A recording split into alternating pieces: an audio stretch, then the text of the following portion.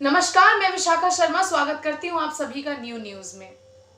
बात करते हैं सियासत की जंग की, बात करते हैं 2 मई की।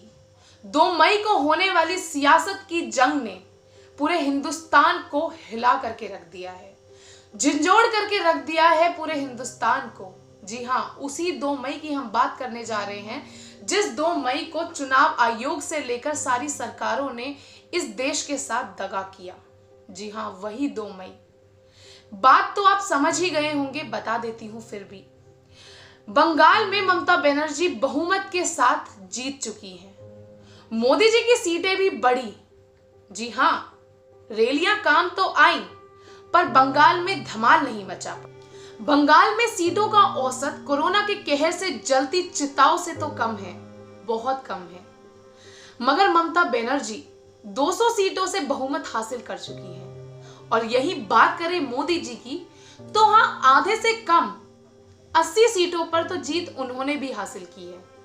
मगर अगर बात करें हिंदुस्तान की, तो दोस्तों, हमारा हिंदुस्तान मौत के कहर से जूझ रहा है। जिस 2 मई के लिए रैलियां करके पूरे देश को मरघट बना दिया गया, हमारे पूरे देश को, हमारे पूरे हिंदुस्तान को, वतन को मरघट मौत का घर बना दिया गया। जी हां, वहां से दीदी तो कहीं नहीं गई, बनर्जी दीदी तो कहीं नहीं गई, पर चली गई तो क्या?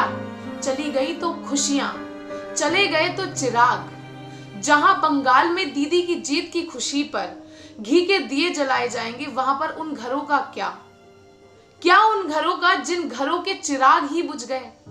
शौक के उस मसान में जहां चिताएं दहक रही हैं, आज लोगों के दिलों में डर है, दहशत है मौत की। जहां लोग जरूरत का सामान खरीदने के लिए अपने घरों से बाहर नहीं निकल पा रहे हैं, जहां ऑक्सीजन की कमी ने लोगों पर कहर मचाया हुआ है, जहां पर अस्पतालों में सही इलाज नहीं है, अस्पतालों में बेड्स नहीं है। आज मुबारकबाद दे तो किसे?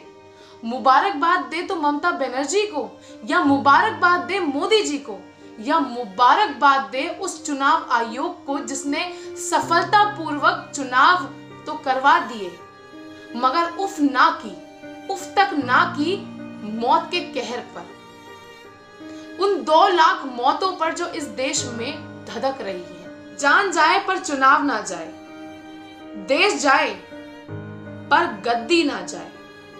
अब बताइए किसको दी जाए मुबारकबाद? ऐसा ही है हमारा हिंदुस्तान और ऐसी ही है यहाँ की सरकारें। मेरा अनुरोध है श्री नरेंद्र मोदी जी से और मेरा अनुरोध है ममता बनर्जी जी से कि एक अपने पैरों की पट्टी हटाए तो एक अपने आंखों की पट्टी हटाए और देखे इस देश की तरफ, एक अपने देश की तरफ और दूजा अपने प्रदेश की तरफ अपनी जिम्मेदारियों को समझे। बाकी तो उस भगवान भरोसे। मैं आप सभी से अनुरोध करती हूं कि आप सभी अपना ख्याल रखिए, घर पर रहिए, सेफ रहिए, मास्क लगाइए, सैनिटाइज कीजिए और जितना ज्यादा हो सके घर से बिल्कुल भी ना निकलिए। इस कोरोना की जंग को हमें जीतना है और कोरोना को हराना है। धन्यवाद, मिलते हैं